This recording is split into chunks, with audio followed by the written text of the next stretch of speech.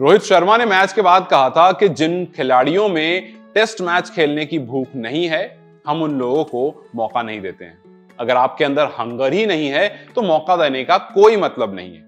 और हमने देखा इस टेस्ट मैच में किस तरह से डेब्यूटेंट्स आगे बढ़कर आए, लेकिन इस बार अब बीसीसीआई आगे बढ़कर आया। जी हां, बीसीसीआई आगे बढ़कर आया इसलिए मैं कह रहा हूं क्योंकि बीसीसीआई ने यह डिसाइड कर लिया है कि अब टेस्ट मैचेस की सैलरीज बढ़ाई जाएंगी। हालांकि अभी एग्जैक्ट इमीडिएट इफेक्ट पर नहीं, बट आईपीएल के बाद ये फाइनलाइज हो जाएगा कि कितनी और क्या सैलरी इंक्रीमेंट होना है टेस्ट प्लेयर के लिए। और ये सिर्फ इस वजह से लिया गया है क्योंकि हमने हाल फिलहाल में देखा किस तरह से खिलाड़ी अपने आप को टेस्ट से ऑप्ट आउट कर रहे थे। जैसे ईशान किशन का एक बहुत बड़ा एग्जांपल, और काफी दिनों से बात चल रही है ईशान किशन को लेकर के, जब उन्होंने अपने आप को अनअवेलेबल बता दिया था। और भी कुछ खिलाड़ी जिन्होंने अपने आप को अनअवेलेबल बता दिया था। अगर आगे जाकर के ऐसा होता है तो ये कहीं ना कहीं टीम को हैम्पर कर सकता है, और इसी वजह से बीसीसीआई ने डिसाइड किया है कि टेस्ट क्रिकेट की जो सैलरी है उसमें कुछ इंक्रीमेंट होना चाहिए।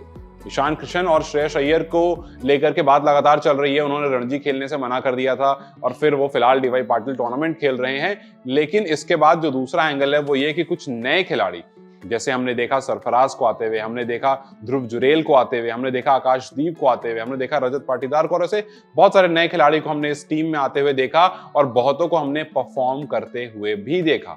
और अब रांची टेस्ट के बाद प्लेयर्स में, फैंस में जुनून जिस तरह से दिख रहा था, उसके बाद बीसीसीआई ने एक खुश खबर दे दी है, और इसमें कुछ और एडिशंस भी हैं।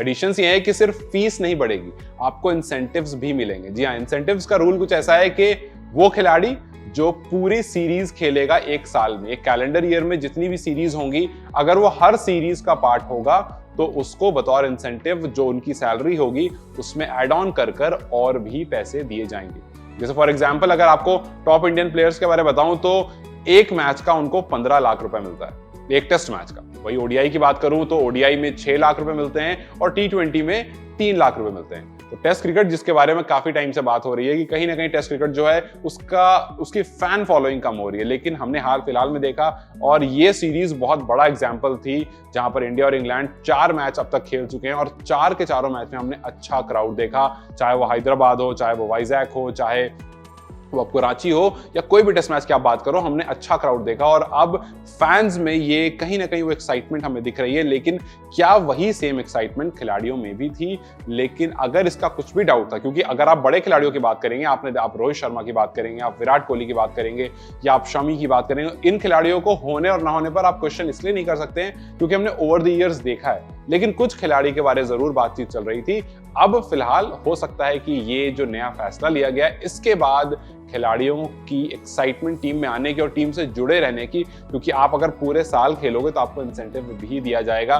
तो अब देखते हैं, उम्मीद करते हैं कि बीसीसीआई ने जो स्टेप लिया है इससे जो प्लेयर्स हैं उनका अट्रैक्शन टीम की तरफ बढ़े, उनका अट्रैक्शन टेस्ट क्रिकेट की तरफ बढ़े, क्योंकि टेस्ट क्रिकेट जैसे जैसे ग्रो होता है वो आपको डिफाइन करता है। आपको क्या लगता है, क्या वाकई इस फैसले के बाद टीम में पार्टिसिपेशन में कुछ डिफरेंस आएगा, और आप इस फैसले को किस तरह से देखते हैं मुझे कमेंट सेक्शन में जरूर बताएं। इस वीडियो को लाइक और शेयर जरूर करें, और जाते जाते चैनल को सब्सक्राइब करते जाएं।